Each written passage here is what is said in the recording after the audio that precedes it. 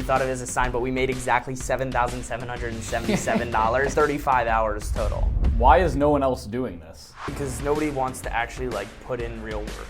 The trick is, I go on Zillow, estimated home value, I see $200,000 to $1 million. That's like our target. Get rich quick in terms of like 5 to 10 years. I think that actually is realistic. Making money online is a great way to make money, but I think it scales to like a certain point. If you can sell, you can be confident you'll never starve. It's about like $350 Depends. per house, so like 90%. So margins. that is really good. Yeah. We've like hit a jackpot essentially, right? It's like 10 minutes of extra work and it makes the homeowner feel like they got so much more value, which they did. So if you want to start tomorrow, you need $85. All right, this podcast was a little different for a couple of reasons. Number one, it was my first in-person podcast, which means hopefully since there was no problems with Wi-Fi or lag since we were actually in person, hopefully I interrupted a little bit less than normal. But secondly, what made this podcast a little bit special is normally I try to highlight people in the make money online space, but Elias, a fellow student at Cornell, actually made a lot of his money in physical, service-based business. And if you've ever been on TikTok, you're probably familiar with this business, but it's cleaning windows. Elias did it over the summer as a proof of concept and was able to make $8,000 in 1 week by knocking doors and literally just cleaning people's windows. That's all he did. And in this podcast, he tells me all about that, why it's so effective, how he plans to scale this way past 50K in just next summer's earnings, the importance of an email list, why logistics are so important in business and entrepreneurship, the benefits of physical service-based businesses compared to online businesses, and a whole lot more. Elias is a very interesting person to talk to on top of the side hustles that he's done, which seem standard but are actually much more lucrative than I once thought. Like with YouTube automation, a lot of people talk about whether something is saturated versus undersaturated. Well, it seems that window cleaning is honestly pretty undersaturated because no one wants to go outside and actually do the work. But if you set up good systems, which we get into on the podcast, you don't actually have to be doing a lot of the work. If you want to learn about sales or you want to do something face-to-face and not only make your money online, this episode is for you. So without further ado, please enjoy the show. Elias, welcome to the podcast. Thank you for being my first in-person guest. Yeah, of course. And Excited. it says here that you've made $8,000 in a week cleaning windows. Why is no one else doing this? You know, I think nobody's doing it because nobody wants to actually like put in real work, right? I think a lot of what your channel is about is like automation, which is a great way to make money, 100%. But so many people are afraid to like either put their face out there or like go actually approach and socialize with people. And that's an area where I feel really comfortable in. And so I think it kind of leaves the door open for that like service-oriented business. So people want to just stay inside and not have to do Pretty anything, much, yeah. let someone else make the videos for them and just make money passively. Exactly, yeah. But that's kind of a myth, you think? I wouldn't say it's a myth. I think that like making money online is a great way to make money, but I think it scales to like a certain point. Like if you're gonna really run something that's gonna make you like, let's say like $1 million a year, you probably need like 100 employees and like you're managing shit. Like you're not an entrepreneur in my opinion anymore. You're like a CEO of a company, which maybe that's a good thing, maybe that's a bad thing. You have to pick if you want to do that. But like if I wanted to do $1 million in sales for window washing, I probably need like 5 or 6 employees. Wow, Yeah. okay. So let's get into that. So what does window cleaning actually look like? So what is the process and then why is it so profitable? So essentially, you go to a house, right? Either we've gotten a lead online through like Yelp or referral, something of that nature. And Yelp, then like people put on Yelp? they'll call like, us up. Yeah, so we on so Yelp, we have a you page. make Okay. We're developing a website right now. This is kind of in the future, but we did have a Yelp page and we got like 4 or 5 customers from that. I'll get like a call. People think we repair windows, not clean them. So they'll be like, give me a quote like to repair my second story windows. And I'm like, yeah, we don't do that. Yeah. But essentially they'll call us up. So we'll go to that neighborhood or a lead from a parent, like a friend, something of that nature. And so that's easy, right? That's very easy to make a sale if somebody's already interested in it because we're good at our closing process. That's just search traffic? Yeah, which is like getting That's really pushed. powerful. Yeah, which is getting pushed by Yelp. We're getting into that. They've also offered us like $900 in free ad credit too. Yelp has? Yeah. Why? Because They just want to get customers. do they get a percentage of each No. sale you make? So stuff like Angie's List, stuff like that, they will take a percentage, but Yelp, they just want you to pay for ads yourself eventually, so they want to show you like how powerful the ads can be. Okay. Yeah. So essentially, we'll go to the customer. So then once we do that job, or while we have the people we've hired doing that job, So, but it's that or cold. yeah, knocking so on I'm doors. getting into Okay, that. So got it. after we've completed that job, or after we've sold that job, what we'll do is we'll have their name and information of the person we just sold, and then we'll go to like all the neighbors near them. So like the next 10 houses, and we'll knock on the door. We'll be like, hey, we're doing John's house two doors over. He's getting his windows cleaned today. You know, because we're in the area, we can take off our transportation fee. If you give us 30 seconds, we'll give you a quick quote and be back at your door. And I'm sold already. Yeah. That first step, it's so low committal, and it's like a 30-second thing.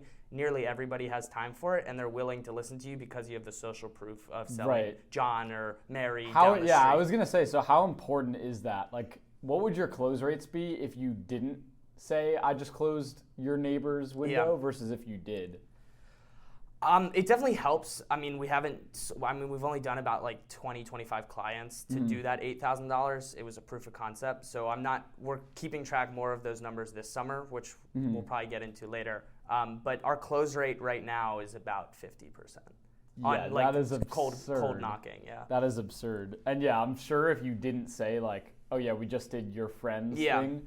I know for me, like when I was trying to find a new editor, literally I put in a request, I got hundreds of DMs, and someone was able to skip the entire line of 100 people by just being through someone I knew who worked with them before. So I just like, if it's someone I know, it's like my trust is just way higher, and I just am so much more likely to go with them. And also, if that's the other thing, like if you know somebody, right, you have trust in that person that you already know. So if they refer you against somebody, that's the same thing with why people get job interviews to the second round immediately. Anything in life, like if you know somebody that knows somebody and you trust their opinion, it can make your life so much easier. Yeah, I think I saw this one short by Alex Hormozy where, I don't know if you've seen this one, he talked about like how there was a salesman that was closing way more than all the other salesmen, and they looked and they were like, what are you doing, dude? What are you doing? So they reviewed the whole call.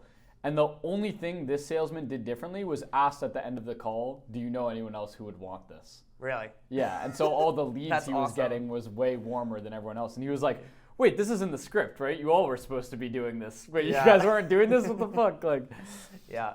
It's crazy how something that small can make such a difference. And I agree with you. I think because we have that social proof and some of the stuff we want to go into later, like permanent LED lighting on houses or maybe pressure washing or other kind of service-oriented jobs, having that social proof, especially like permanent LED lighting, you can literally drive down your street at night and you see your neighbors have it already. And you're like, shit, they're getting it done? Like, I want to get it done as well, right? Yeah. Especially when you can physically see it, right? You're absolutely. Like, you feel like you're getting outdone if they have the cool Christmas lights and you don't, and you're like, wait, no, I gotta be on their level, like. Yeah, and the best part about permanent LED lighting, and one thing with window washing is it's more of a seasonal business, right? We clean spring to summer when pollen gets on the windows.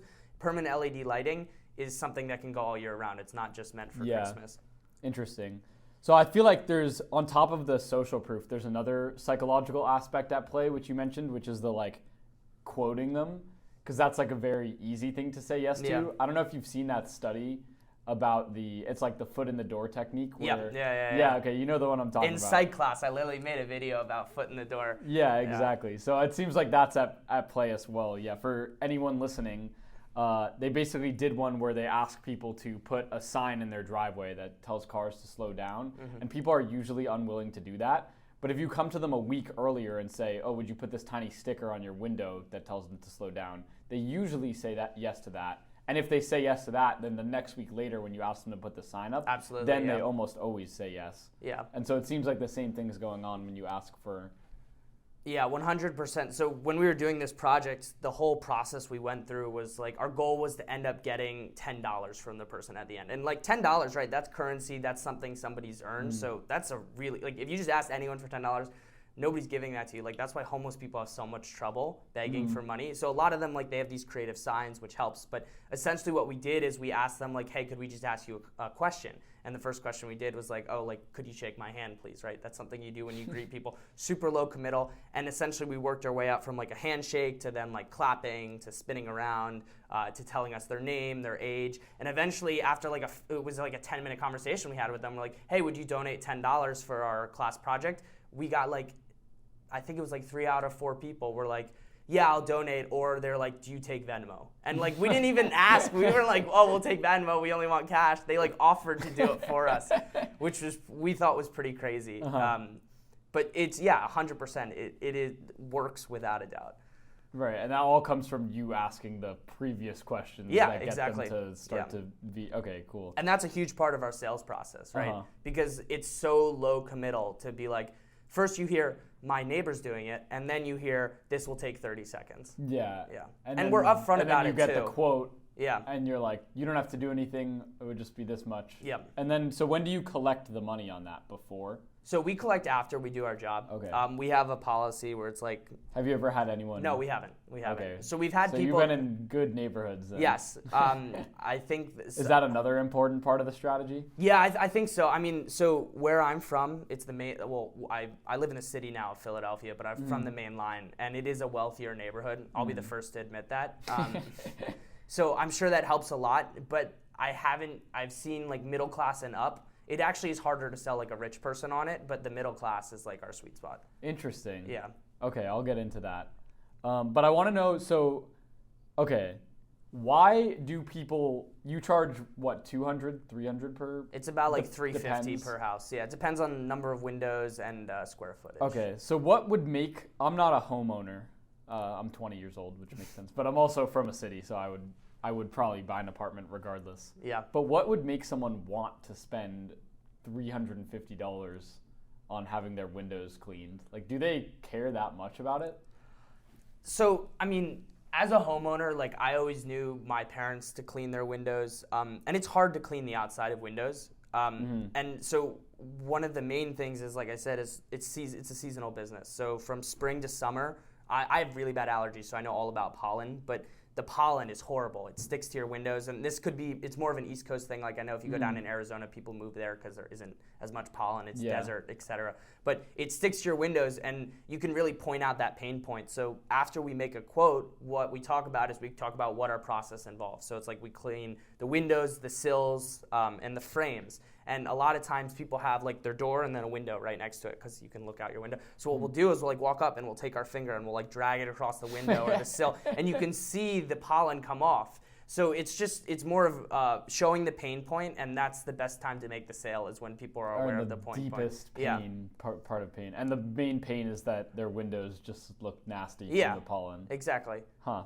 And okay, yeah. We've also found that like something like for most homeowners, right, a $300 purchase is not a big expense. Like if you have to replace a water heater, for example, that can be like a couple grand to even like $6,000-$7,000. So $350 seems very marginal to have something fixed that day for you. And also it's something that is a hassle for you to yourself. Like if you were to clean your windows yourself, that's like an all day type of thing. If we do it for you, we can get it done in like an hour and a half.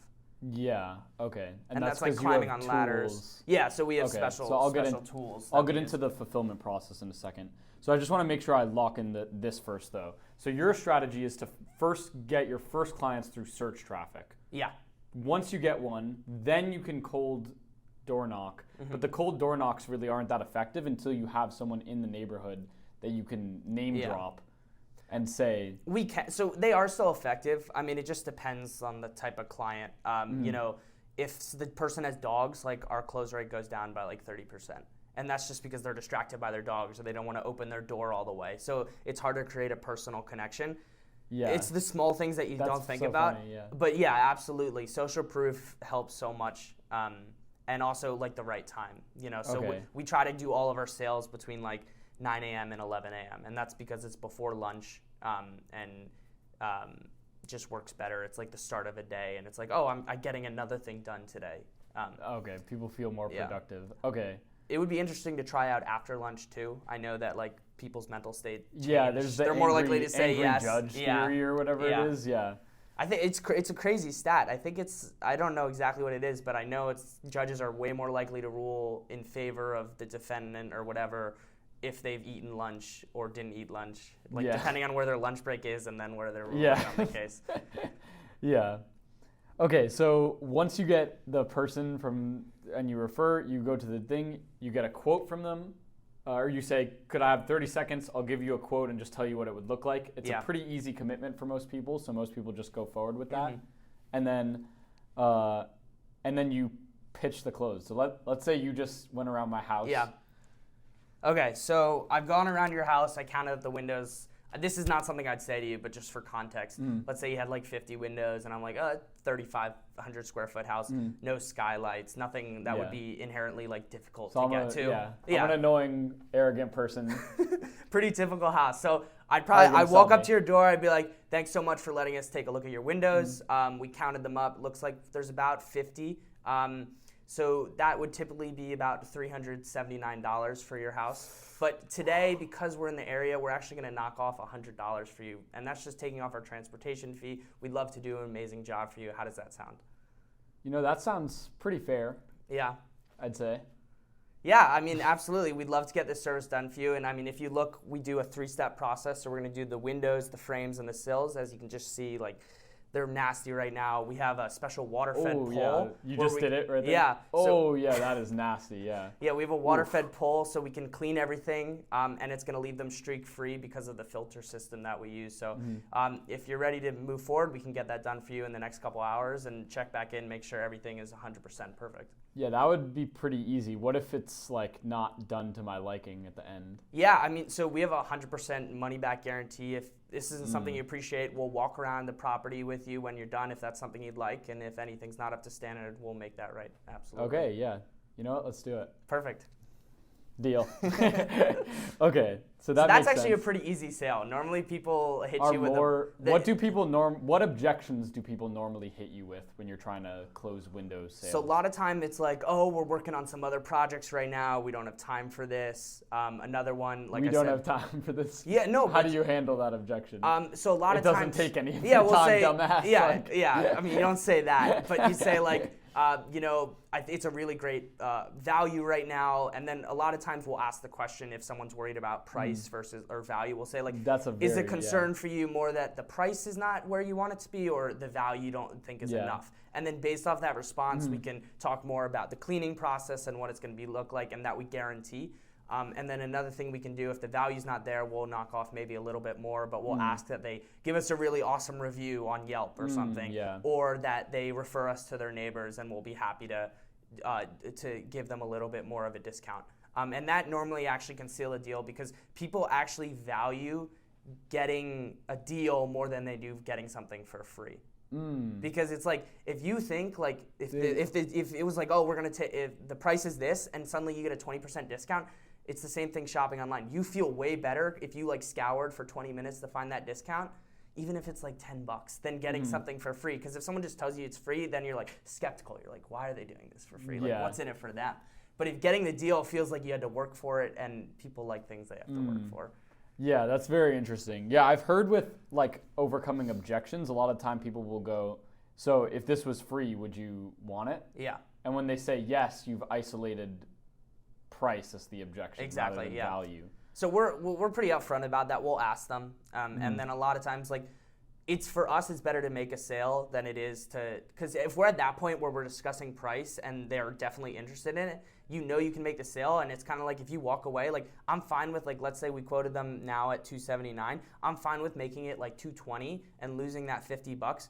I know our margins are there where we have a lot of wiggle room, and I mean I could talk about that later. Our only expense is like insurance, which comes out to like $5 a house, plus the salary of a worker, which is like $10 to $20 an hour. I mean, depending where we want to be. Yeah, we'll get into that. Yeah.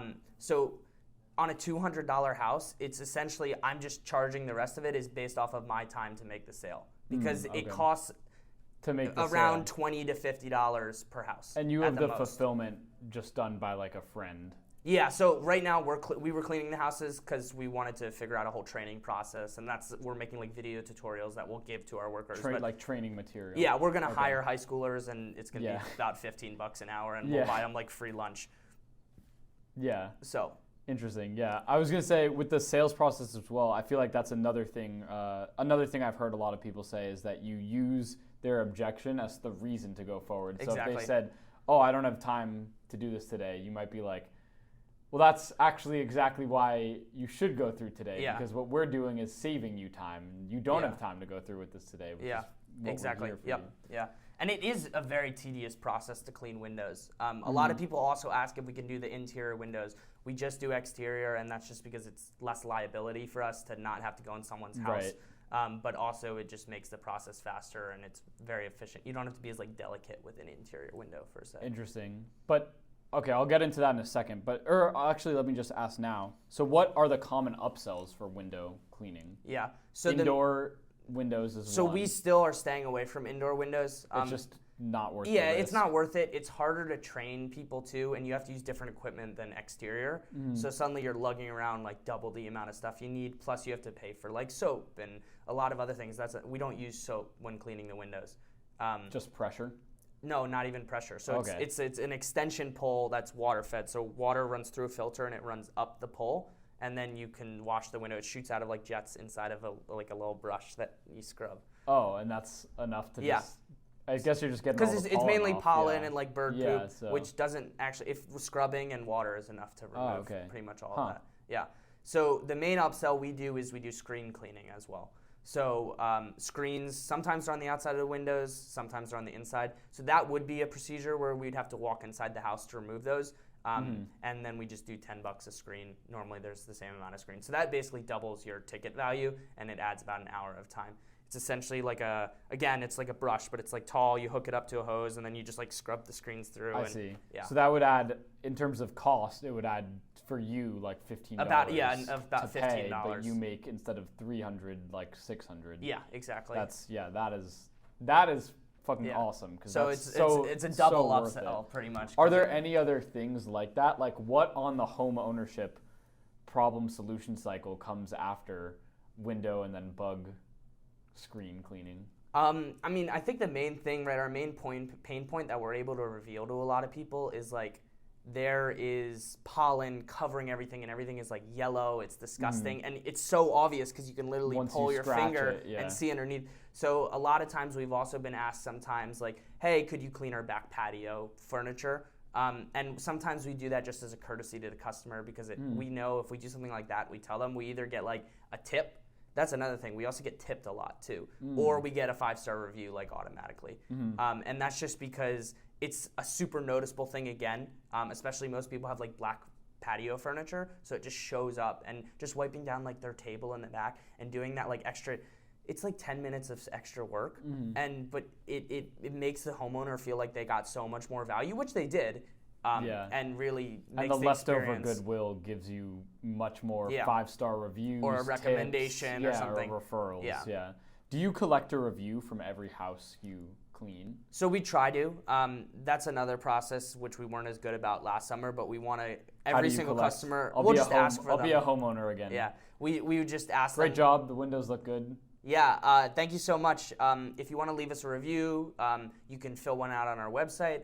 We'd also really appreciate your email just so we can send back a survey if you have some time to. And then put them in the email list. And Exactly, then hit yeah. them next year when Exactly, their yeah. windows don't have enough pollen. So we have or about don't like too much pollen. we have about like 80 people on an email list right now, and that's just because I'm part of like a housing community, so I was able to gather that. And that email lists I found are super powerful. We got like 25%. 25 people out of the 80 to respond back to the email list and actually go through and get the service done.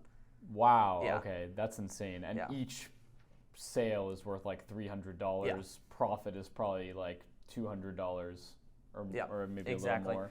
And it's So- really nice because we didn't have to do any work, right? So It's a copy 200 paste email that we put Yeah. in. So each email you get is worth like $2 a year, Yeah. right? So then you just build the email list. Yeah. And then you there's never also have to worry about client acquisition really ever again. Yeah. Yeah. Because that's the goal. And again, with the doing that extra 10 minutes of work to clean the back patio or Now creating a money back guarantee type of service. Like customers are like, they did a great job last year. The pollen is disgusting again this year. Why wouldn't I go with them again this year? And then, I mean, obviously I said it's not hard for us to make a lead, like it's 50% close rate, but I'd still rather just have a customer reach back out to me and be like, can you come clean my windows again? Because 100%. it's still even less effort. 100%. Yeah. That's insane. Okay. So now I'm going to go clean windows. What neighborhood should I go to? So tell me about the difference between targeting like lower class, middle class, and upper class neighborhoods and the advantages and disadvantages. So, I know what I'm getting myself into. Yeah, so I've actually found, I'll start with the rich. Because Okay. you'd think that would be the easiest. They have so much money, they don't care. But the rich are, a lot of times, they're actually the most frugal because the reason people are rich is because they know how to save their money and not get kind of upsold by a lot of these things. So a lot of them I found are like the biggest hagglers. So the trick is I go on Zillow and I'm just like, okay, estimated home value, I see $200,000 to $1 million, maybe $1.5 million. That's like our target middle class. I know that includes kind of toward the upper 1%. But those are the people that they probably own the home, they're not renting it, so they have like they're homeowners, they're proud homeowners, and they want to keep their things nice, right?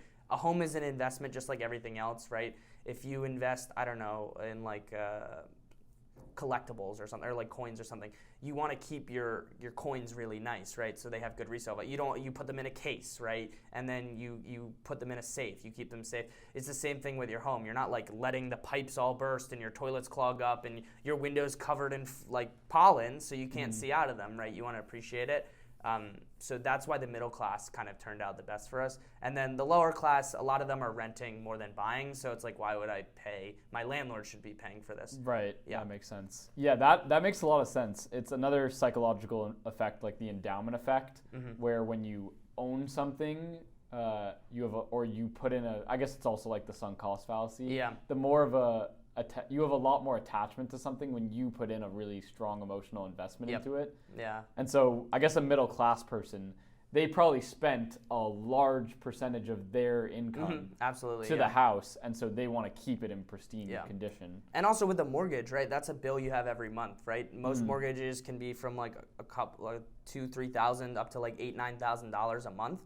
So it's a recurring fee. It's not like you just pay the down payment and you forget about your house. You know you're continuing paying for your house. So it's again wanting to keep it in pristine condition. Okay. Interesting. Okay, we've been through everything. So yeah, now talk to me about the full expense. So I know start to finish how you get clients in the door. Now what's on the back end, the expenses for you, and how much are you left over with? Yeah, so last summer, it was besides the machine that we bought after we started cleaning, it was all pure profit. So it was kind of crazy. It was like a lucky number. My friend and my business partner and I that I started with, we thought of it as a sign, but we made exactly $7,777 with like tips included and everything. So and that was 1 week. That's insane. Yeah, it was 35 hours total. Wow, dude. So yeah, we were pretty impressed. I mean, it wasn't like we did it for a week straight. It was like 5 days, and then we had a 2-day spurt. But total hours, yeah. So we were like, this is a sign, like we've like hit a jackpot essentially, right? So we did that, and then we spent about $1,800 on the machine. So originally, what we started out on is and to explain if anybody wants to start this, you go to Home Depot or you go online and you get a squeegee or 2 squeegees if it's just you or someone. You get an extension pole, you get a bucket, and you get Dawn dish soap. And that is literally all you need to start cleaning. Maybe a microfiber towel. That's all you need. Costs like $80 to get all of that. But that's the bare bones. Yeah, that's bare bones. Because you don't use soap now. We don't. We don't. But that's if you're just starting. So if you want to start tomorrow, you need $85. Bare minimum. Yeah. Okay. So you that's not much. Like No. anyone, and you'd make that back with one sale. With one job, easily, yeah, exactly. So that's the other thing too, is you could go out and sell a house. Say, hey, you go to your neighbors right next door, or your parents, or your uncle, or whoever, and you say, can I please clean your windows? And you can, to make sure you guarantee the sale, say like, normally I'd charge someone $300 for this, but I'm going to charge you $100. So then you just cover your costs, and then you go to Home Depot. You say, I need the money now. You go to Home Depot, you buy the stuff, you come back, clean their windows, do an amazing job, and then now you have all the gear and you can clean windows. So it's just up to you how much money you want to make at that that is point. beautiful. Thank you for saying that, because I hate when people are like, oh, I can't start. It's like too much capital. It's like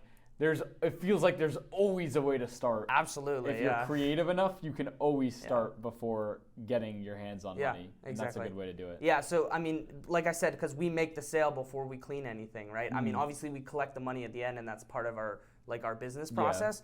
But you could collect up. we could, you could, and especially if it's like your uncle or your brother's or whoever, your friend's house, they have that trust with you because you're literally have a relationship with them already, so they'd be comfortable doing something like that. So essentially, yeah. But anyway, going back to the cost per house, so we then bought this. It's called a pure water system. So essentially, in your water, there's like there's like biological substances, so like little like mosses and algae and things that are in the water. So essentially this filter, it runs through it, and it's called total dissolvable solids. So it's inside your water. So essentially it just clears all of those out. So you know, you have like you wash your car and you have like the little water spots that appear on it. They kind of look like little rings, or sometimes they're on your window. It essentially makes it so when you wash with something, when it dries, those don't form. There's no blotches left. So that's how we're able to get away with not using soap. I mean, we could, if there's like a really dirty window, we will use soap and we'll scrub it harder. But essentially, the water runs through that system. It connects to the homeowner's water supply. It runs up through the water-fed pole, and then we scrub the windows and clean them. So that whole system, including the pole, to get started, they have complete packages, which are $1,800. And so, where do I find this package?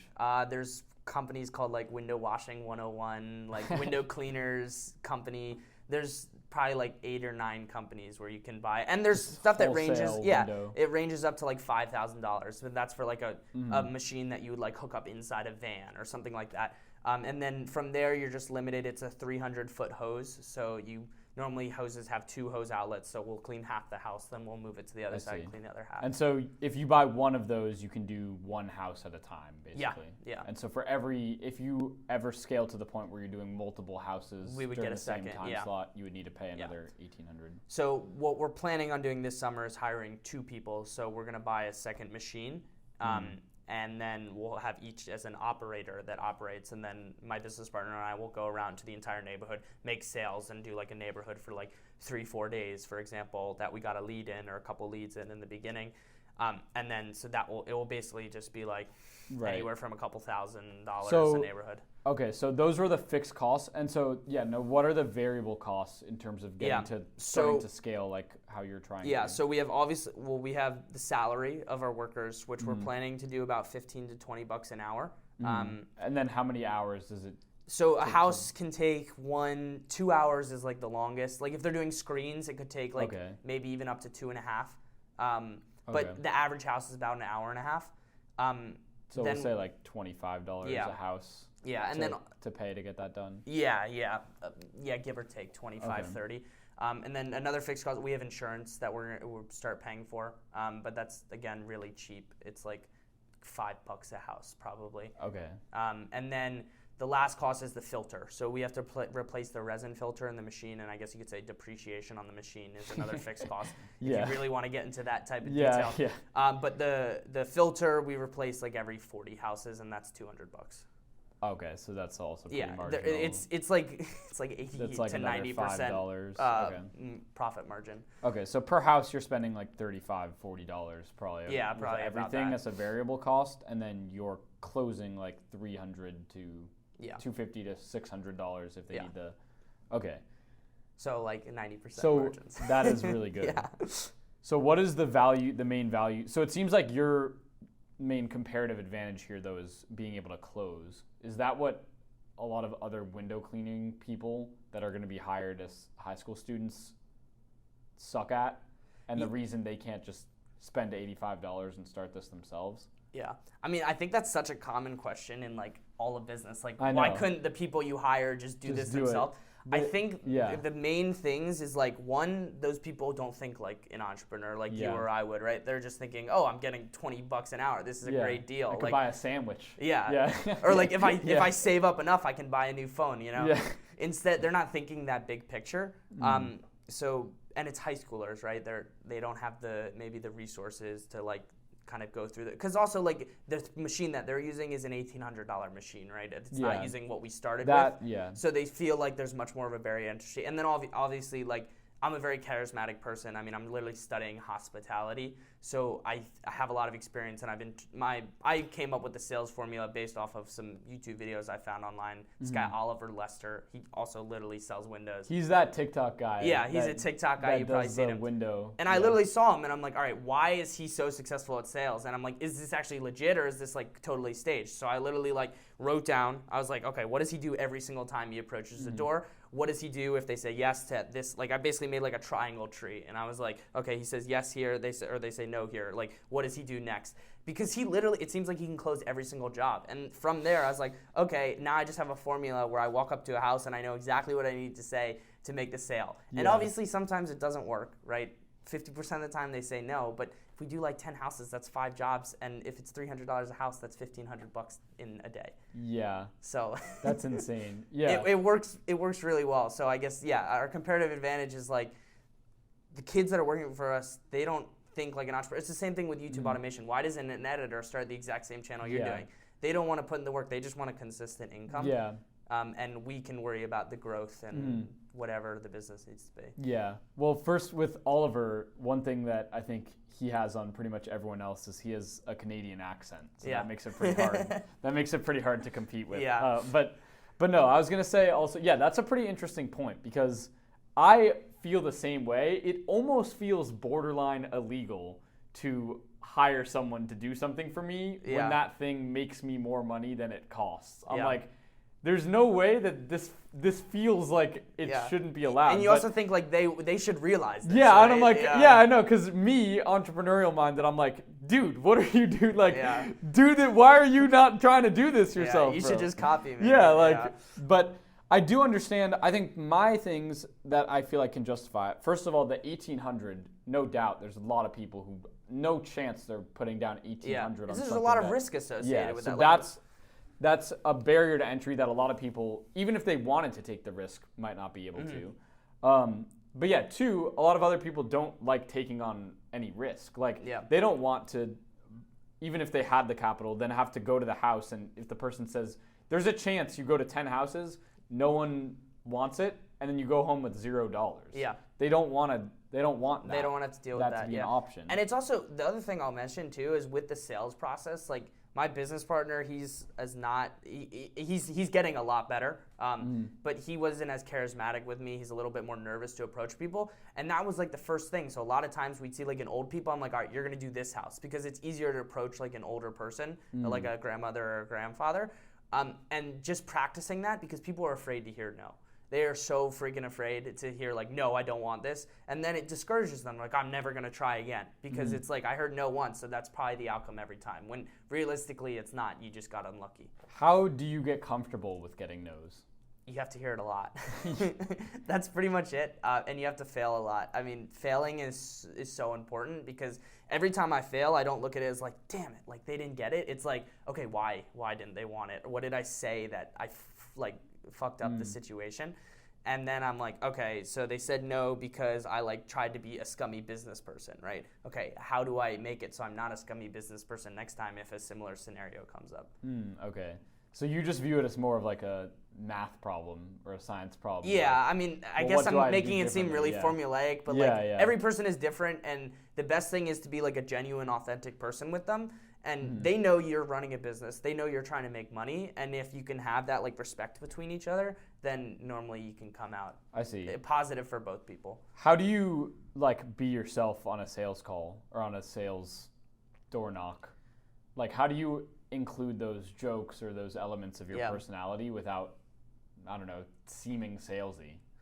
Yeah, I think that was a big thing is like, because if you think about like your average salesperson or like during election season, people are door knocking like crazy. You're like, oh, I'm just not even going to answer the door. Yeah. One thing is like, I think looking professional to a certain extent can help, but also like when someone opens the door, right, you create like an icebreaker, be like, you have a beautiful home.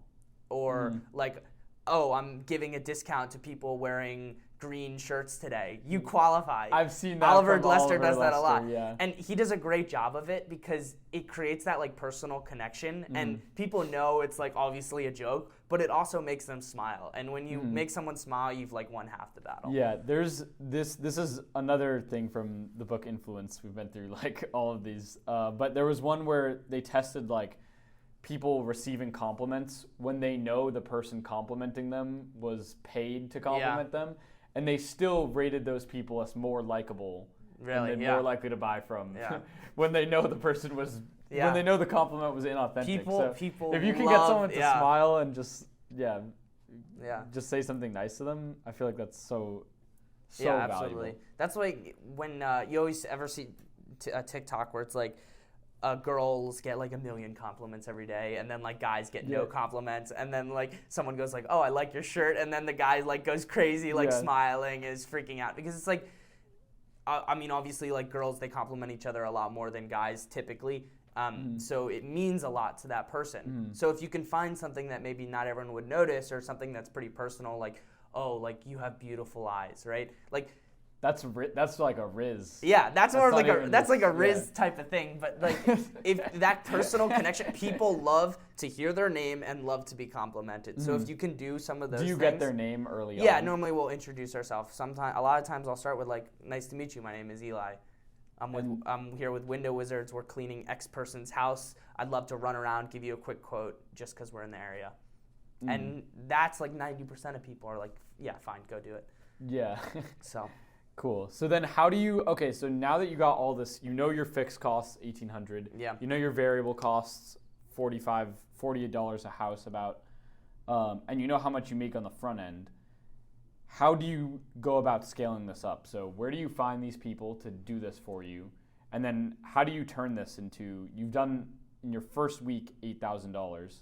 How do you turn this into $1 million a year business? yeah, so $8,000 a week is about like $500,000 a year. So So you're halfway there. we're basically halfway there. But But again, it's not, you can't do that all year. Yeah, right? yeah, Okay. and that's the big disclaimer. It's more of like a 3-month type of business. So that's like about $100,000 in a summer, which is like, at my age, I'm very happy with that. Like, that's great. But again, to scale it, it's just hiring more people. It's expanding into things that are year-round, and going from there. So this summer, we expect, our goal is to do $50,000 just for the summer. So a lot of it is like putting a lot of systems in place. So like, we didn't even have a website. Like, we literally made a Yelp page so we could have reviews, and then we were like cold calling people using connections or walking up to their door. So this summer, a lot of it is like putting some of those systems in place to like talk about our services and put reviews on our website. We're gonna have like a business phone number and like LLC our business to protect ourselves. So a lot of it is like putting systems in place, and then it's pretty much just hiring people, because our time, right? We have like 8 hours in a day that we want to work, because we also just want to chill out sometimes too. So it's just hiring people so that my business partner and I, we can just focus on the sales aspect of it and working and managing those people, and then we're testing it with like 1 or 2 people, and then as that works, they do the job so we can focus on getting more leads for them so that they're constantly busy. So essentially scaling is hiring more people and creating more leads. Right. So from the back end side, it seems like you also talk to me about the training videos to make sure that but that seems to be like the first part that you scale out rather than the front end getting new clients in the door. It's not hard to get clients, so that's not the hard part for us. And you know that you can do that with a 50% I know I could close walk rate. out tomorrow and go to 10 Yeah. houses and get 5 clients set up. So we're not as worried about that. We're more worried about protecting ourselves from liability. Not that we think anything would happen, but like some of our employees, they might have to stand on a ladder. What if they fall? Like, then they're gonna try to sue us, especially because like where I'm from, there are some people that are rich, and like if one of their kids works for us, like I don't want to get sued for like $10 million because little Timmy broke his elbow, or his neck. So getting all of that stuff protected, like, is just good for us. Like we finished up our partnership agreement a couple weeks ago. So Okay. yeah. Yeah, I feel like it makes a lot of sense. Like I've done this with the YouTube automation stuff. Is I do the whole thing at first, so the front end, like running the YouTube channels and getting it views, and then the back end, like actually making the videos. And the first thing I always do is look to how do I automate the back end part of it. Sure. And that's also what I think is so beautiful about being good at sales. It's something I actually want to get some more experience in, is because if you can sell, you can be confident you'll never starve. Exactly. Like if there's ever, like there will always be companies that would want more clients. And so you could always go to them and say, I can get you more people Yeah. Like I can't. Just teach me your Whatever, business yeah, model, whatever it is, yeah, whatever the thing is, you might not fucking know how to plumb. Yeah. Like you But I can't be could a get plumber, your but you plumber, can get exactly plumbers more business. Yeah. exactly, yeah. So, yeah, I think that's a skill that is so worth having. Yeah. Um, And that's originally also why I started photography too, because like Mm-hmm. whenever I'm in life, I just tell people, yeah, I take photos at events all the time. Like I did headshots for big thing at our school is like all the business clubs want headshots. So I normally every semester I get like 3 or 4 texts like, hey, could you come do headshots for our club? yeah. And that's just like a small recurring revenue. I probably only make like $400 a month from it, but it's like just an extra thing where it's like because I'm being proactive and trying to sell my business. I'm not the best photographer in the world. I'm not like close to being talented. I don't know the most, but I'm just communicative about that I'm able to do a service that the average person can't, and it creates Yeah. passive income. Well, yeah, passive you know income. what's so funny about that though is that like I feel like this has happened in the online space because again, with a lot of the people I've had on my podcast, like they make a lot more money than I do. But I'm the pod guy behind the podcast channel. Yeah. Or with my YouTube channel, like I had this guy Blake Ryan on, and he runs like 30 channels, like long form, short form, sure. bro. He's doing like multiple hundreds of thousands of dollars a Yeah, month. which is I'm insane, doing yeah. I'm doing like maybe 10K Yeah. in revenue and like under 10K Yeah, on some yeah. months if you include expenses. And yeah, my YouTube channel has like way more subs than his, like, and it's just like you can get ahead of people who are more qualified than you 100%. just by being better at communicating or knowing the platform better, or like that. Yeah. Yeah. So there are people that are way more skilled than you at photography, everything. way more Or skilled than you at sales cleaning or- yeah. windows. But because you know how to communicate better, now you're getting the business instead of them. Yep, exactly. And I think that's the other thing about going back to like people are afraid to hear no or get told no.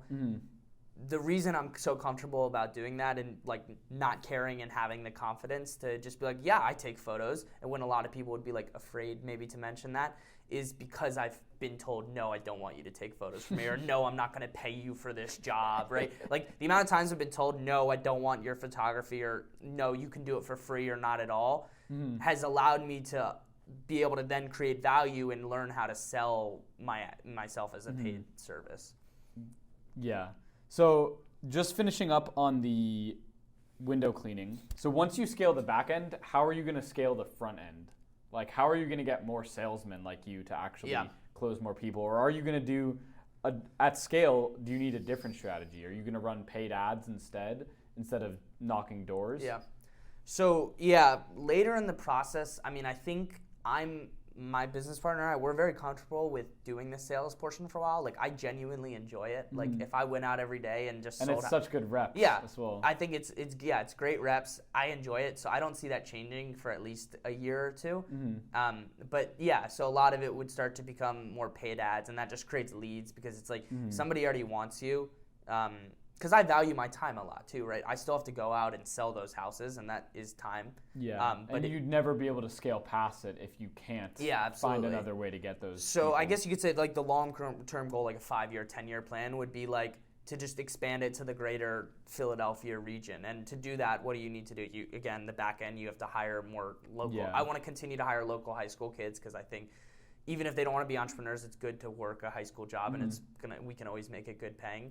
But it would be training sales associates to go out and knock doors. Yeah, so it would probably be like a pairing. So you have like one salesperson to like 2 window washers. So then they go to a neighborhood, they sell a bunch of houses, and then those cleaners come in and they clean that area for a certain period of time. But eventually, once we grow an email list, you won't really need the sales component of it. Only if you want to expand into a new area, because we're constantly just then re-cleaning. And once we get more numbers about like how many people actually get a cleaning every single year, then we also will know if we need what to, your year-to-year churn is. yeah, exactly. for- And then yeah. it just becomes. What do you expect that will be? I think it's pretty high because I think probably this is speculation, but I think it's pretty high because it's like the hardest thing is to actually make the sale, but pollen happens every year, and if people thought their windows were dirty then and they liked the service, why wouldn't they get it again? It's not like a subscription where it's like maybe you're subscribed to like a food tracking app and you're trying to count calories. Yeah. Eventually you learn enough and you don't need to do that anymore. You know so what you need can cancel. to do? You need to like have every person that you put in your email list, take a picture of their house when it was dirty. Yeah. And then send them that picture. Yeah. When the That's next actually year a great starts, idea, because yeah. you told me that a big part of it is the pain, the immediate pain that they feel, and actually triggering a sale when they feel that pain. And if they receive an email from you and they're away from home, they might not even care or think about the fact. But when you show them, this is where your window looks like this. You can't even see through it. They're like, oh, yeah, he's right. Yeah, come clean that. Yeah, shit. come clean Yeah. that. Alex Ramosi, again, he did a really great episode. He helped like a chiropractor business, which is a video, a ton of value. I would watch anything on his channel. You actually showed him to me. Yeah.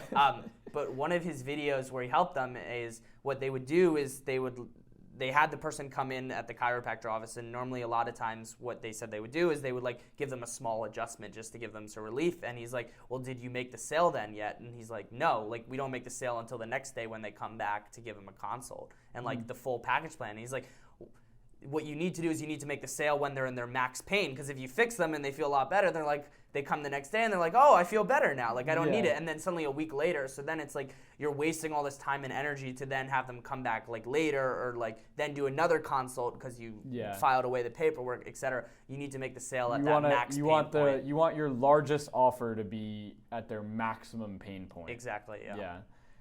Okay, and then can I ask, are you passionate about cleaning windows?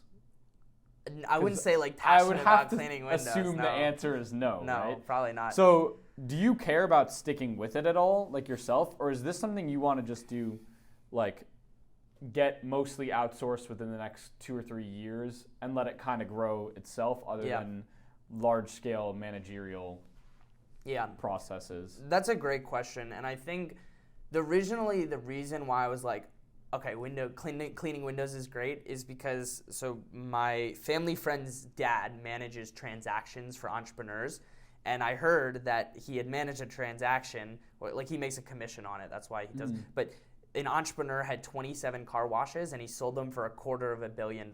So I was like what? What? Yeah, $250 million for 27 car washes. I was like, that is insane. I didn't even know that something like that could be that valuable. Wait, what? Wait, no, that's not possible. Yeah. You washed 27 cars? No, 27 like automated car washes. Yeah. Bro. Because I was like 10 mil to wash one car. That's not possible. Okay. So they're automated he owns car washes. washes. Okay. Yeah. That generates. He built up a car washing business. So some of them are automated. So this is the Jason Derulo method. Yeah. Okay. But essentially, he sold it for $250 million. I'm like, what? Like, who would buy 27 car washes? I thought it's normally like a mom and pop type of thing. But then I thought more about it, and I'm like, it makes a lot of sense because people always need to get their car washed. And it will always be a viable business model no matter what. Cars are never going away in the next 100 years. They're never not getting dirty. And they're never not getting dirty, right? So I was like, okay, so it's probably really stable income, right? It's a great, like, you get 10% or 20% return on your money every single year. So I was like, okay, that makes a lot of sense. What's like another service-oriented business? And I saw a lot of Oliver's videos, and I was like, okay, this seems like kind of BS, but it also seems like it could work really well. So I was like, okay, let's try it. And that's what this summer turned into. And it wasn't that I was passionate about cleaning windows, or like maybe there's a lot of people that do like pressure washing houses, or you see people like mow lawns. Like, I'm not passionate about any of those things, but I'm passionate about making money, and I'm passionate about like giving people like a positive impact on their lives and helping them out in some way. And keeping their house in pristine condition is something to do that.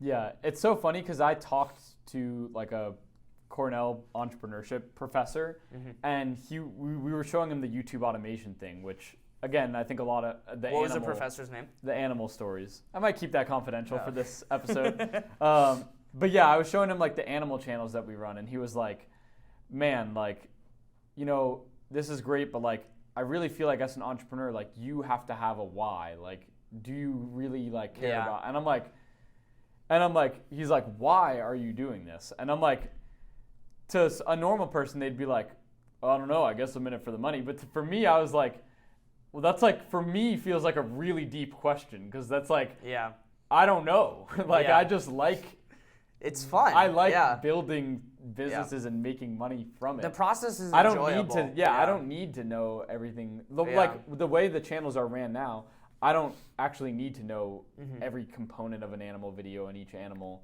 Yeah. So that I'm not really part of that process. Yeah. And then it's like, why? I'm like, I don't know. I Yeah. just like entrepreneurship. Like, Yeah, I don't know. it's- That's well, the it's- means is the end. I guess Like, I guess my answer could also be like, it could be a million different things, like you said, but it's also like, I always say I want to be an entrepreneurship because I could never work for somebody else. Like, because some days, like I'm not diagnosed with ADHD or anything like that, but I definitely have trouble focusing, and like sometimes I'm really diving into something, and sometimes I like couldn't for the world of me like stay focused on it. And I think by working with someone else, you're locked into this like 9 to 5 or whatever they want you to do. And for me, it's like, so many of my friends are like, oh, I have an internship, so I can't hang out or go on a trip or like go skiing or would do whatever, on X day. But for me, I have that opportunity as an entrepreneur where I get to pick exactly what I do want to do when I want to do it. And also, if I don't do anything, then I get nothing. But if I do everything, I get everything. So it's all on me. And I kind of like that. And I like people relying. I think there's so many different reasons why it's like fun to be an entrepreneur. Like I'm trying to start a YouTube channel right now too, and I enjoy that I get to pay my editor. Like for me, that's an enjoyable process because it's like he's doing something for me, which is benefiting me, but I'm also paying him for his work, and like he makes a living off of that. Yeah, and he likes and editing as enjoys well. it. Like Yeah. Imagine getting to do something you like and getting paid for My it. editor It's literally told me, he's like, dude, you're so much better than the other people because nobody ever gives me feedback. And like I was like, I would have thought I would be kind of an annoying person to work with because I want like this perfect product. But he's like, I enjoy that you actually care about getting the right product instead of just like getting one thing and then never coming back to me. Like you tell me what I need to do and then I learn and I can do it right the next time. 100%. Yeah, I on the topic of like 9 to 5s, I heard that if you work for someone else, you're either making someone else rich or helping them achieve their dream. Exactly. Yeah. And why wouldn't I want to go after my dream? Yeah, exactly. And I guess some people just don't really have a dream that they care that much Yeah, about, which is fine. so sad But to me. yeah, So sad. It's hard for us to relate. Yeah.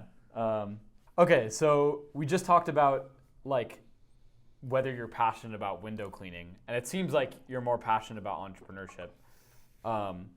That's like a general thing, but even within that, photography is something it seems like you have more of a personal passion of doing.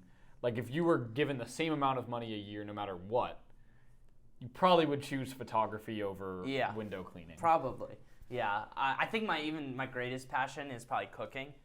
Oh, wow, okay. Yeah, I love to cook. I worked as a sous chef for 2 summers, and I was making like $12 an hour, but I loved it. And every night I was working like 40 hours a week from like 3 p.m. to 11 p.m.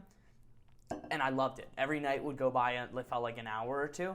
And that's just because I love, like cooking, it really is a passion for me because it's like I'm creating this plate and I'm creating this experience where someone's going to enjoy their meal with whoever they're eating with. But yeah, photography as well. Originally, I started shooting photography because there was like a girl I liked in my class. Didn't work out, and I have a girlfriend that I love now. Much better than that ever would have been. That's a little creepy, no? It's like, oh yeah, I guess, I'm gonna take pictures of you now. Like no, and not of her, but it was like there was a photography class at my school, so I took that. But instead of getting the girl, I ended up realizing I enjoyed photography, and I started shooting track meets a lot. So, and I met a lot of great people with that, and I enjoyed watching it as a sport. So yeah, I'd love if let's say I made enough to live my life how I wanted to. Of the 3 things, I'd probably pick photography or cooking for sure. Okay.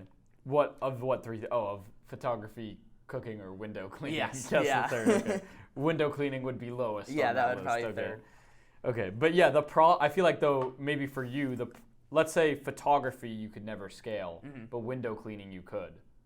Then I would probably pick window cleaning. Even if the amount of money you would bring home at the end of the day was limited. Or no? What do you? Let's say you were given $300,000 a year, no matter what thing you did. With window cleaning, you still get to scale it up and see, okay, the business still makes this much more money than last year. Yeah. But I have this my many salary more is employees. Yeah, but your $300,000. salary is $300,000 a year, no matter what. I don't know. That's a tough question because, like, at a certain point, entrepreneurship shifts from being an entrepreneur and growth to then managing a lot of people. So if it comes to a point where it's like, oh, I'm managing people rather than like being this creative, like an ideator, someone who's like coming up with the next idea, then I would probably not be as interested in that thing. So if that's what Window Wizard, if suddenly I'm like managing like 50 employees, that's like not exactly what I want to do. And that would be a time where it'd be like, okay, time to move on to the next idea, whatever that is. So I guess you could say I'm passionate, about entrepreneurship. Got you. I don't know if that answers the question. No, I think that does. I mean, I feel like for me, like a lot of people think entrepreneurship is the process of trying to make money and have successful businesses.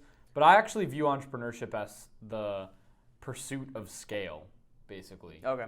So you could have a person running a nonprofit. Yeah. And you'd prefer a really good 100%, entrepreneur to be running that on salary. Yeah. Then you'd prefer a really empathetic person to run. Yeah, 100%. You know what I mean? And I think to directly answer your question, I'd probably pick window washing to scale it because it's also rewarding. It's like the ideas you come up with and the process you put in place, like make something grow bigger, and you're helping more people, right? I could take photos of so many people on my own, right? But there's not really a way to scale that unless I'm hiring other people. But then I'm not even doing the thing that I enjoy, which is photography. Exactly. And for me, to a large degree, it's not actually about even how much money I make. It's about how effective can I be at the pursuit of scale, basically. There's a certain point as well where it's like, okay, I've covered all of my expenses and then some. And luxuries. It's like it doesn't matter how much. It doesn't matter if you make more money. It just matters about what are you passionate about, and that passion is maybe it's scale or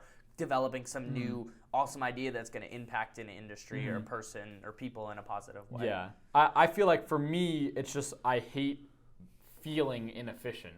And now that I know that instead of making a video, like when I realized every time I've employed a new element of scale or leverage into my business, I've been like, oh my God, bro, I was editing these videos myself. How could I have been doing it this way before? Oh my God. Yeah, exactly. That was like when I hired my editor, I was like, this guy does the exact same thing I do times a million. That was taking me 4 hours to do. And if, like, let's say right now, an arbitrary number, I value my time at $100 an hour or $200 an hour, suddenly I'm saving. Like, I looked at it as, like, I was saving, like, $200 by paying this guy, like, $25 to edit a video. That would take me 3 hours, you know? Exactly, yeah. Yeah, so that was a huge unlock for me, the editing.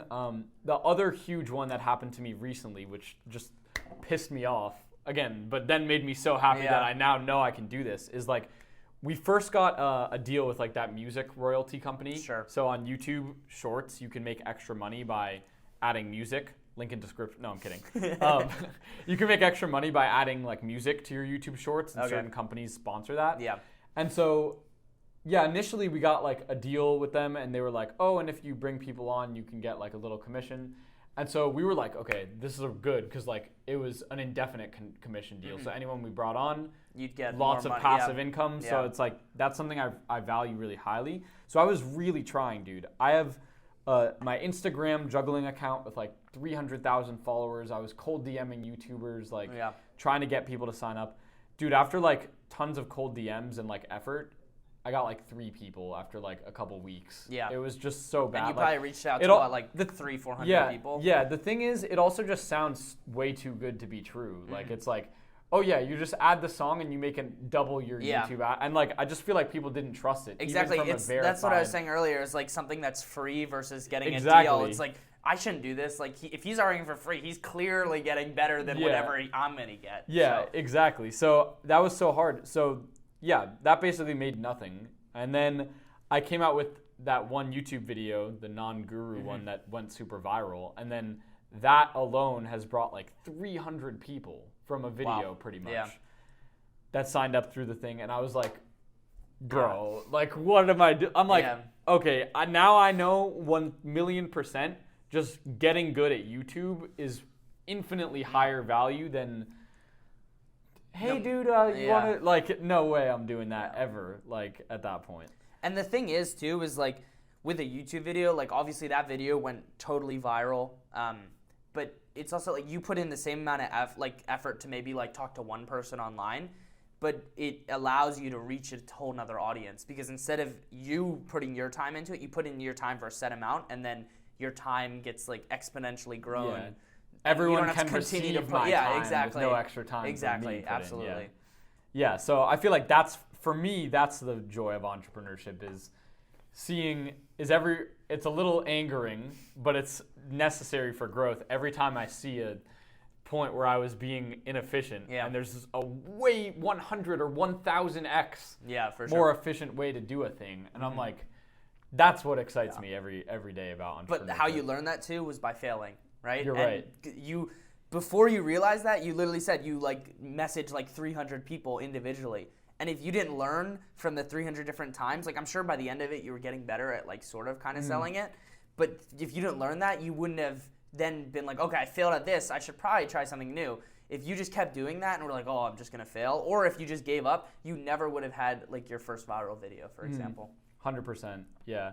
I definitely did learn a lot doing that. One thing that for some reason, I didn't pick up quickly on was that, this is so obvious, dude. It's way harder to close someone over text than call. Yeah, I'm like, why did I not? yeah, I'm like, bro, obviously I should set up a video call and explain it to Yeah. them, but whatever.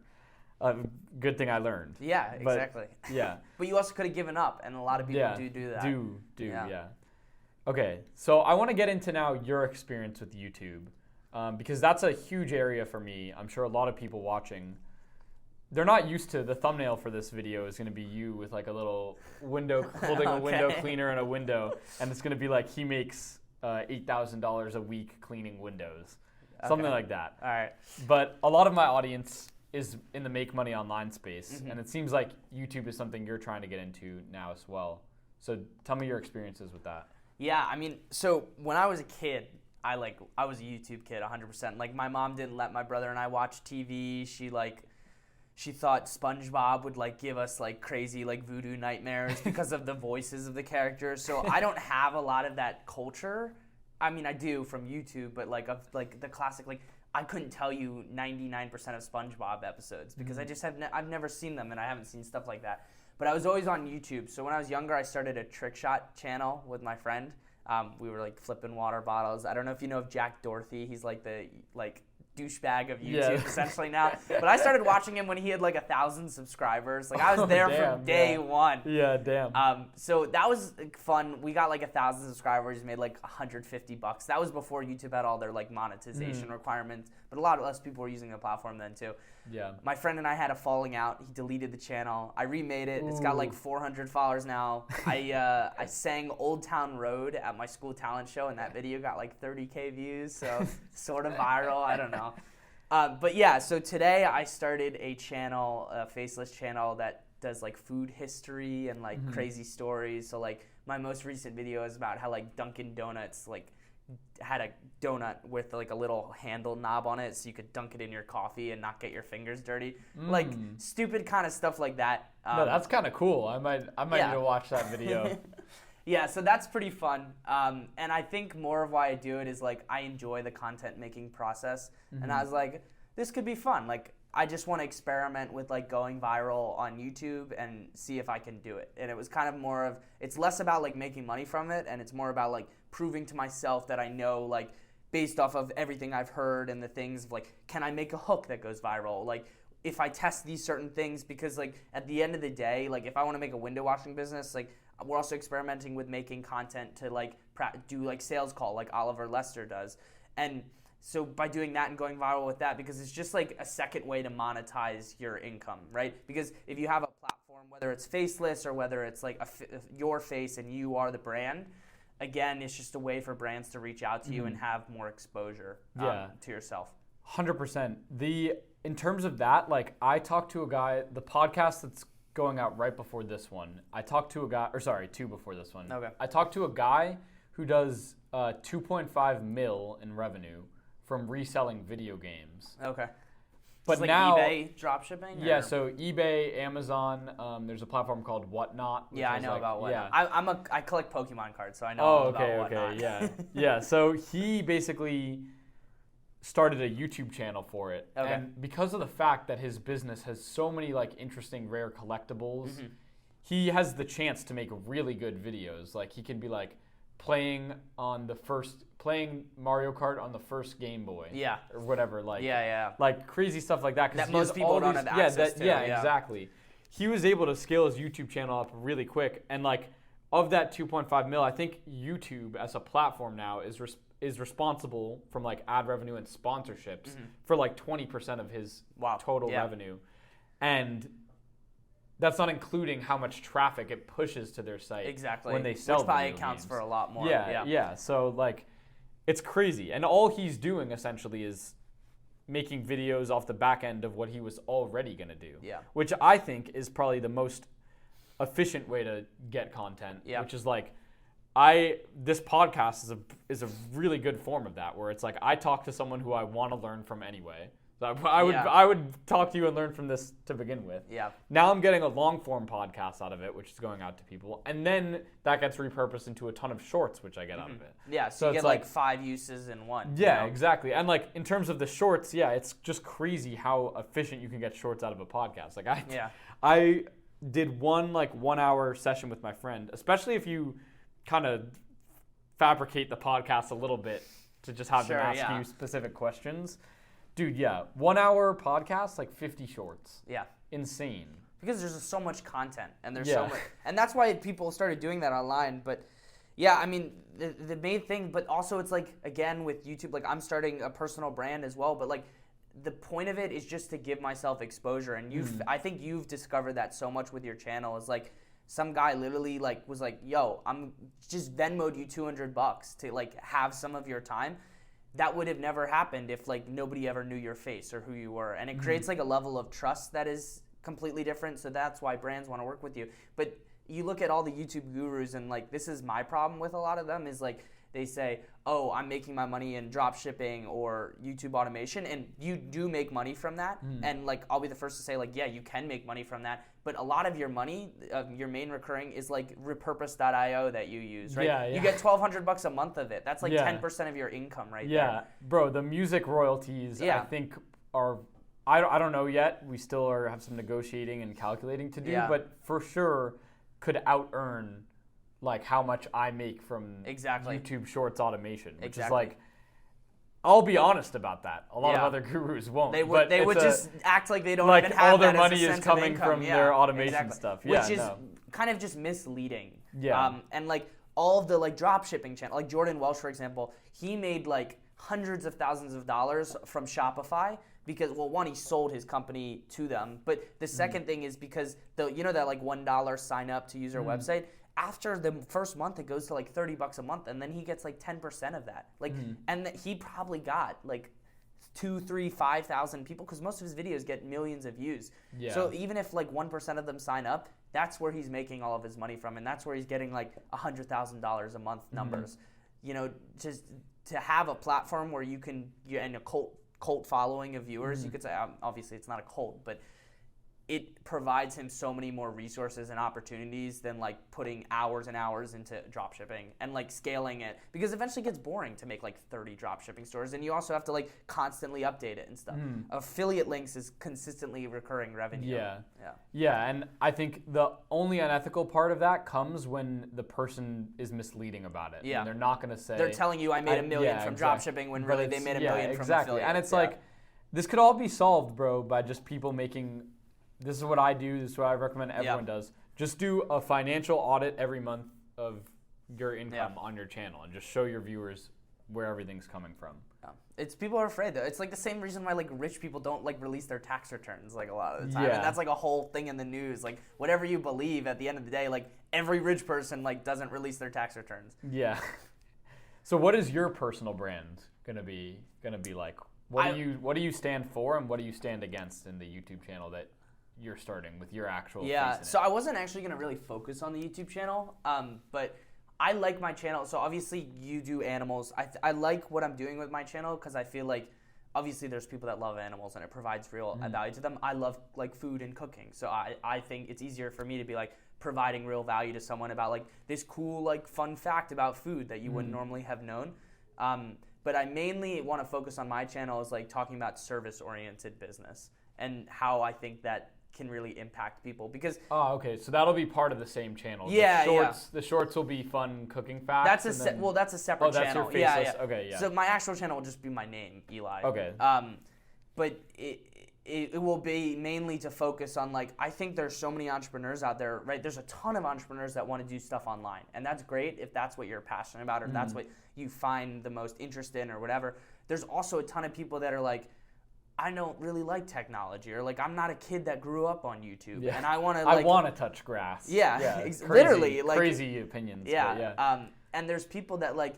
I have a friend back home who I'm gonna feature on my channel. He makes like 5 figures a month cleaning cars, like luxury. He has a luxury car detailing brand, and he makes like a couple $100,000 a year cleaning cars, and he loves cars, and he enjoys that job. And it just works. It works great for him. He loves it, and I think there's a lot more people that are like that. He didn't go to college. He just directly out of school did that, and I think so many people out there now today and that make money online, like they don't talk about in-person stuff and like being personal because there's a lot of people that enjoy that interaction or like have passions that they couldn't necessarily do online besides Yeah. like making a personal brand about it. So make your case to me right now. What is the benefit of why should I pursue, let's say I don't know what I want to go into right now. Why should I go into service-based entrepreneurship rather than online-based entrepreneurship? I wouldn't say it's like better to go in one or the other. I think the reason I'm the reason me on it, yeah. the reason I'm drawn to it is because I like interacting with people and I enjoy Face-to-face. I enjoy that face to face. You know, COVID was very hard for me because it's like some people really liked that, but like every night I was liked it. playing every night I was playing video games with my friends and we would like stay on for hours just to like hear each other's voice and talk to each other. Like that was not something that was fun for me, and I enjoy that like personal connection that you can create with people. I just think it's really valuable because it allows you to see like actually impacting someone's life. Like this shorts channel I'm making, sure I get like my biggest video is like 150,000 views on it. I don't know one single of those 150,000 people besides like a couple of my friends that are subscribed. So I have no idea how that content's impacting them because like, I mean, obviously some people comment on the videos, but like it's just so like removed. And I feel like if you want that, like, I think the best thing I can say is like it gives you like a positive feedback loop that you can like genuinely see. Instead of just like numbers going up on a screen, you actually get to see the people you impact, which is pretty cool. So And there's I a think big emotional rewarding. element Yeah, to I it, think the to main you. thing is emotional. Yeah. Okay. And then not to play that down, but what would be the mathematical benefit or the like logistical benefit? It's easier to make more money. Why? Okay. So like think about any business that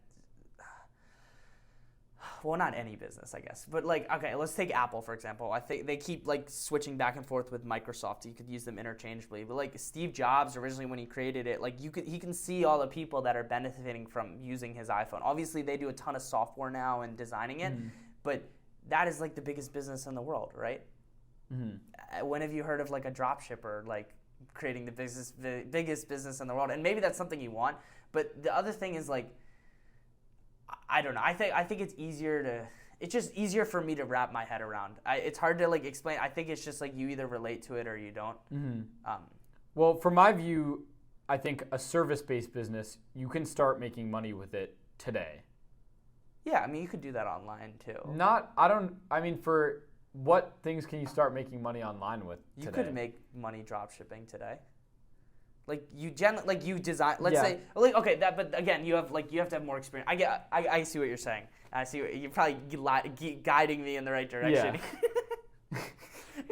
Yeah. You could. Like I said with window washing, you could go to Home Depot that morning and then sell 3 houses and make that money today. But it also could take you like 5 days. Like, I think it depends a lot about how you're motivated. Yeah, if you started a drop shipping store, if you had experience, you could design it, and let's say you already had a winning product. You launch ads that day and everything, you could make a sale that day. True. That's true. I think it has a lot to do with the motivation factor, and I think in person it's easier to stay motivated because you have that emotional connection and you can see and you can like I literally get handed cash that day. Like with online you get paid like monthly by YouTube, right? Yeah, so it's like you do all this work and then you finally get paid at the end. Like if I want to make like $500, I could walk out tomorrow and get handed $500. But again, I don't see that as like necessarily a major difference between the two, because it's like at the end of the day, you still get. Yeah. You do get paid. Because like if you want to build a massive business too, right? You should be reinvesting all of your profits back into the business to grow it, right? You know, right now, if I just left the business how it was, great, I made $8,000 in a week, but like I could just keep doing that for 1 week, but like that doesn't scale to anything. That doesn't like do anything. Yeah. So I don't think like you should be like, it should be a conversation of like, this is better, that is better. It's just like, do you like working with people more, or do you like working in like just you yourself, like online? Okay. And different people are comfortable with different things. So you just have to do what's best for you. So like I should look at temperamentally whether Yeah. I'm more extroverted or Yeah. introverted, and then Yeah. The other based thing on I that, think you could say it is might like make more sense to do. online is, you could say, is more saturated. Mm, So yeah. if you're going to do something online, right, if you're drop shipping, right, you have this winning product, well, a month from now, that's no longer a winning product because 'Cause everyone people and their discovered mom your is doing ads it, and they're yeah. like, oh, this guy, shit, I just searched up, because there's all those tools to search up, like Yeah. how many sales you're doing. Shit, they're doing that. All right, I'm going to be Copy, a keyboard paste, warrior yeah. and like make my own site and do exactly what you're doing. So there's like that constant research. Like even though there's other window washers, it's like a bunch of 60-year-old dudes. Like think about a 60-year-old dude and then think about me who's 20. Like who's going to have more energy at the end of the day?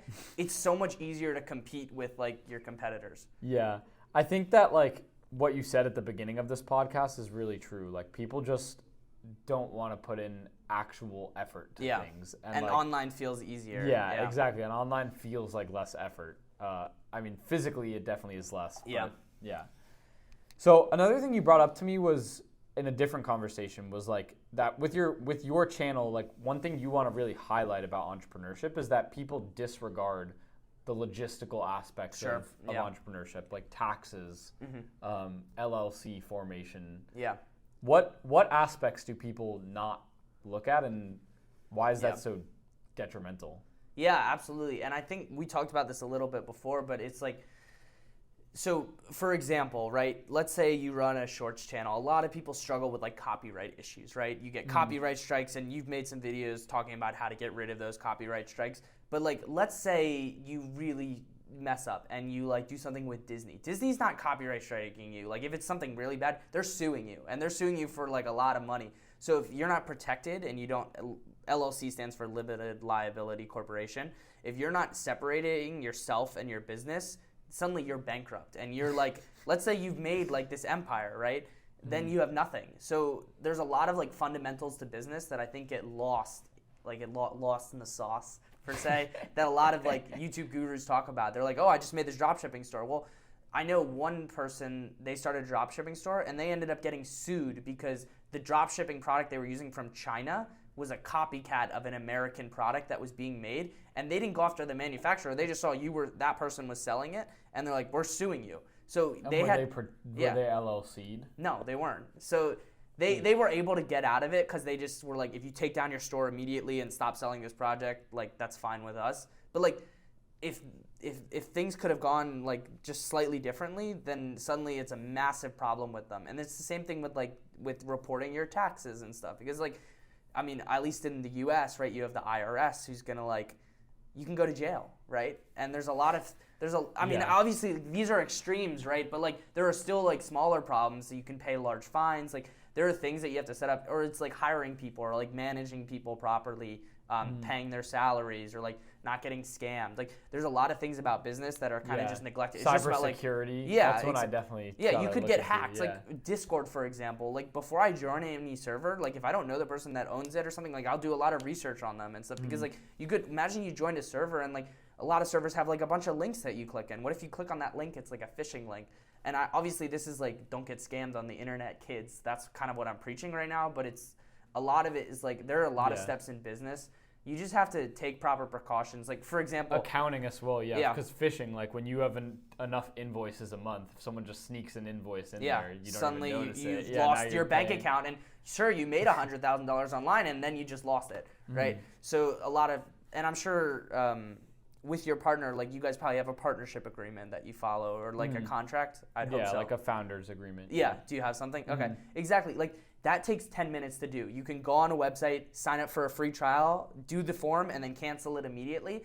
and then now you're protected, and like God forbid something goes wrong with you and your partner, you have to. It's like the same thing as a divorce. You have to split up the assets. If you didn't do that, your partner, I don't think he would do this, but he could I originally came up with the idea, so all of this is mine, and then suddenly you're screwed.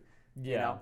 And a lot of people don't think about those things, and I want to highlight those things. And it's boring. You could say it's boring. You could say I don't care about that. Well, then okay, great, good for you. Go lose your business. I'll be protected. Yeah. So I think the key theme is that what really matters is how much money you get at the end of the day. So it's not how much revenue your business generated. If you don't have the correct legal protections, if you're not you could taking lose advantage it like of that. the correct tax laws, if you get hacked, if you get fished, fished, all of the money that you made never ends up in your pocket to begin with, or Absolutely. at least the most amount that doesn't. Yeah. And people hate lawyers, but the reason why lawyers get so much money is because they keep you protected from then losing it all. Would you rather have $100,000 but pay $10,000 for a lawyer to make sure you never lost the 90, or do you rather have $0? You know? Or have a 50-50 chance of keeping your $100. Yeah. I would pick paying the $10,000. You know? Yeah, 100%, same. So I feel like from there, do you think a lot about how to invest once you have money as well? Yeah, and that's another thing is there's so much investment. Go watch Graham Stephan if you want investment knowledge. The best investment is find an S&P 500 ETF that matches it and invest and don't take it out for 30 years. You will make 12% every year and be happy. Obviously, sometimes it will go down, but if you do that, you will be totally fine and you will be able to retire no problems. Max out your Roth IRA as well. Yeah, I was talking to my friend about this yesterday. Right, so there's 3 elements. You have to make money, you have to keep money, and then you have to grow money. Yeah. And this whole thing, especially the keep and grow money part, there's a subreddit called Financial Independence. Okay. Just r/financial independence. And that community has made they call it the financial independence flowchart, an open source project gathering everyone's comments. It's a bunch of nerds that just care about financial freedom. Sure, yeah. Put them in a thing, and they've developed one flowchart that walks you through every step. You know how you made that tree flowchart? Like that, basically, but for what Investing should you your do money, to become financially free. Mm-hmm. And so I showed my dad that, and he was like, yeah, that's pretty good. I was like, yeah, they came up with that on Reddit. He's like, oh, yeah, I'd be skeptical, but yeah, that's pretty good. That's awesome. Your dad's a lawyer too, right? Yeah, he is a lawyer, yeah. I guess where I was going with there is even you don't have to for investing So my main point there with investing is you don't have to read 1 billion books and watch every Graham Stephan video. Yeah. Just if you don't want to do anything, invest in the S&P 500. If you want to do a tiny little bit, just go to the financial. Yeah. There's so many reasons, and nobody needs to hear me talk about finances. Yeah. That's kind of my opinion. It's I'll tell you, go find a resource online, and don't be stupid. Watch it. Don't trade meme coins, right? That's another thing I get so pissed off about is, everyone and make money online is a lot of it. It's people, it's I want to get rich quick or not at all rich. It's what's wrong with building, let's say your net worth grows $100,000 a year or $10,000 every year, but you're also then making 12% on it. You're going to reach $1 million just as fast as, and you're going to learn a lot more than someone that just wins the lottery for $1 million. And they'll probably lose all of it if they win it for $1 million. What is it? 80% of lottery winners lose their $1 million within 5 years or something? Yeah. Apparently, at the entrepreneurship meeting on last Thursday, I learned about this kid who's a freshman here who made a ton of money off a meme coin. Okay. At Cornell, dropped out, moved to Miami, and is just flexing cars on his Instagram now. How much did he make? Do you know? I don't know how much he made, but he's showing a Lamborghini, so it must have been $1 billion. Yeah. But fair, if you've got lucky or have some formula to trade meme coins, go for it. But 9 out of 10 times, you're probably just gonna lose all your money. Yeah. So I'm cool with my method. Yeah, I agree, and I think actually get rich quick in terms of 6 months is not realistic. Yeah. But get rich quick in terms of like 5 to 10 years of someone Yeah. who's talented and very dedicated, I think that actually is Yeah. realistic. Like I think that's achievable through skill. Yeah, 100%. And I think the other thing is like people are like get rich quick. Like 3 to 5 years is like quick. Like you That's live really for like quick. 85 years. That's like Yeah. 5 to 10%, like 5% of your life. Like if you could like, yeah, like that's fast. I don't think people realize that. Like 6 months, that's like no time at all in the grand scheme of your entire life. So Yeah. I think it's the key is pretty much being like prepared. What I've found has happened in my entrepreneurial journey is that like you get random elements of like extreme luck, and you need to be. It's unlikely that in your lifetime you won't get lucky here and there. It's like basically impossible. You're gonna get lucky sometimes in life. And as an entrepreneur, you need to be perfectly positioned that when luck hits you, you're ready to capitalize on it. Yeah, 100%. And the other thing, I'm a firm believer as well is like, yeah, obviously you can get lucky sometimes and unlucky sometimes, but like there are people that are more lucky, and that's not because like someone's looking down on them. It's because they put themselves in the right position for opportunities to present themselves. And you do, and I think entrepreneurs do a great job of that, and you've done a great job of that because like I think you recently posted a video like talking about your entrepreneurship journey, and because of all the steps you took, that was the only reason you were actually able to meet your co-founder and then go into YouTube automation. So everyone can say, oh, it's lucky you met this guy who had already figured out this amazing formula. It's like, no, you had done all these other things, and that was the reason you were able to approach him and work with him and get lucky per se, you know? You know what it really reminds me of? That quote that's like, the tragedy of life is that the tragedy of life is that it only ever makes sense in reverse when played in reverse, or like the irony of life is that it only makes sense in reverse. And it's like, when I made that video looking at my 2-year entrepreneurship journey, it's funny how a lot of that stuff like made sense for me to get to the next stage. Like the fact that I had this Money Mind YouTube account. Before I ever posted on YouTube, I did like a year of posting TikTok videos. A lot of people don't know that, but like that got me so many reps on camera and put me in the right position that when an actual really good deal that I could offer to people, like the music royalties, comes up, I have the skills to be able to make a video that 350,000 people can watch. And give that message, right? Yeah, but it's like, that would never make sense from start to finish. That only makes sense from looking at the journey from the end and then being like, oh, so then I had the skill to do this. And execute it properly. Yeah. And the other thing I think... Because I wouldn't have known the music thing would ever come to... Absolutely, to me. yeah. Because how you started with it too. And the other thing is like, we talked, like a big thing on YouTube is outlier video, right? Like, why did this video perform so well? And you could say, oh, well, like, I know a lot of people, like, literally, we talked about this, like, we're copying your exact video that you made and posting it and basically saying exactly what you said in the video, but their videos got, like, 1,000 views, right? Why did their video get 1,000 views? It's not because, like, the video idea, right? Sure, but it's the execution that you made based off of everything else that you've done in the past. So, like, sure, it's an outlier video, but, like, let's say you had just started YouTube and that was the first video you posted back like 2 years ago when you first started TikTok. I don't think it would have gone viral because you wouldn't have had the camera presence and you wouldn't have had the experience doing all the other things that you've done. And that it's a combination of everything. Like you could say it's the title, the thumbnail, but there's also a lot of stuff. You yourself have to present yourself to the camera. Yeah. And I think the other thing that was part of what went really well with that video, and this is like impossible to pre-rationalize, but I've seen this happen to multiple like people that get famous out of nowhere. They often find a cultural gap or like a 100%. Cultural hunger and are able to fill it at just the right time. Exactly, yeah. And I definitely think that's one thing that happened with my channel, which is like, people are just sick of gurus, and my channel was against that. 100%. But like, it's very hard to like, you can't. I don't think you can ever statistic. You couldn't your go way. back and be like on that same day, I'm doing this because I know there's a gap in the market, right? Exactly. Like, I don't think you can statistic your way there a lot of the time. Like you can with the search things, you can kind of find high demand, low supply videos. But it doesn't even mean you're the right person to convey that fill message. That. Yeah. What you really need is to just have a stark awareness of like, the culture and the subculture and the niche that you're in. Yeah.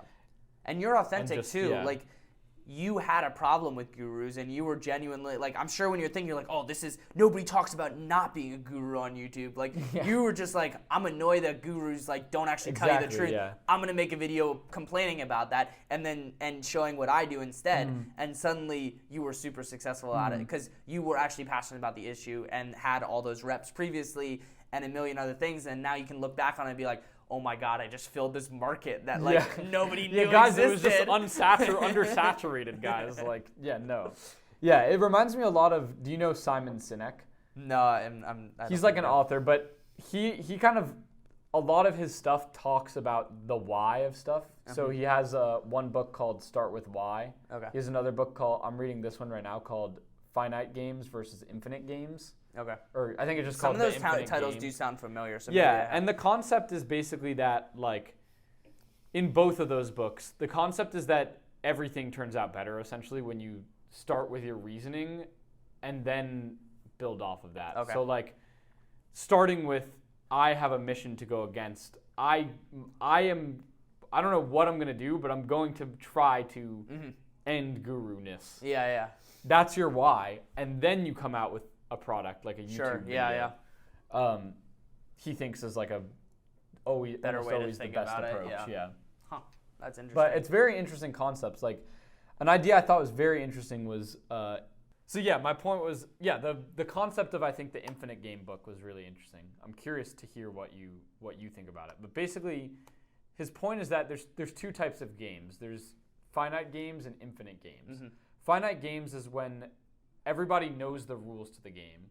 There's a clear defined way to win, and all of the players within the game are known, basically. So like football is a finite game. Like there's a clear defined way to end the game.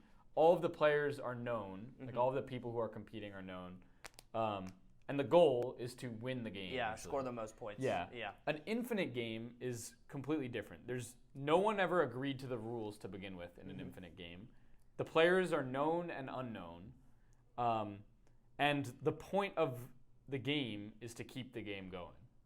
Yeah. So there's no way to win your career. Yeah. Your career is an infinite game. Yeah, I would definitely agree with that. I mean, like, you look at so many successful people today, it's like, why did they keep going? Like, why did Steve Jobs keep trying to push? Why is Amazon what it is today, right? Because people are always hungry for more. And I think that is a great way to describe your career or entrepreneurship journey, right? Is you're always, why, like, do businesses become so big? It's because you're hungry to more. And there's no rules, like, saying, oh, at this point your business stops, right? Or, like, and there's also no, like, defining of, like, success, right? Because the barrier always shifts, right? That's why, like, you get hundreds and millions. Like, someone has like $50 million. They don't have to work a day in their life, and they can live however they want to live. Why do they keep, like, working? And it's that infinite game, right? It's the infinite game of, like, making money or succeeding or whatever, because there's always new things that you want or joy or things that bring you what. Yeah. The person I really see this in is Mr. Beast. Yeah. Because 100%. he's playing the infinite game of making the best possible videos. And there's no, that's not an end, you can't end making because the, it can you always can't get make, better. Yeah, you can't make the best possible video and then go home. Like, and I see that, and all of his actions align with that. Like the fact that, like, the first brand deal he ever made, he spent it all in the next video. Yeah, exactly. Like, and I every love single piece of just that. some of the podcasts he's done as well. I mean, one of the coolest things I thought, which it didn't actually perform well, but it's showing his commitment to that, is he did a video where it was like no cuts. It was like 10 minutes straight of just one video. Like the video was exactly 10 minutes. Oh, yeah. And it ended with the timer. I know the video didn't perform, but like he's not afraid to like test something like that. So many YouTubers will be like, oh, like this $1 versus $1 million yacht works so well. I'm just gonna make 100 videos of that. He did like 7 or 8 videos about it, and he said like maybe I'll make like 1 or 2 more, but I'm never gonna touch that idea again. And like 99% of people would be like, no, I'm like, this have a works. viral I make formula like that a $500,000 every time I Yeah. post a video about this. Why wouldn't I make another? And he's like, no, like I want to make a new video that is going to be even better than this amazing viral format. which Yeah. is like I respect him so much for him being able to do that. It's so funny to me that he mainly started Feastables because his content wasn't profitable enough to fund what he wanted to do. Exactly. So he made a business so To he then could make fund more it, yeah. money so he could fund making better And also, content. brands wouldn't like- pay him enough too. He got Yeah. too big. Yeah. Yeah. So Mr. Beast problems. You yeah, know? yeah. So that very interesting, dude. Thank you so much for Yeah, of course. telling me all about window cleaning. This might be something I start up soon. Hopefully it was helpful. If I Yeah. have a neighborhood, and thank you so much for being Yeah. my first Thanks for having in-person me on the guest. podcast. Peace.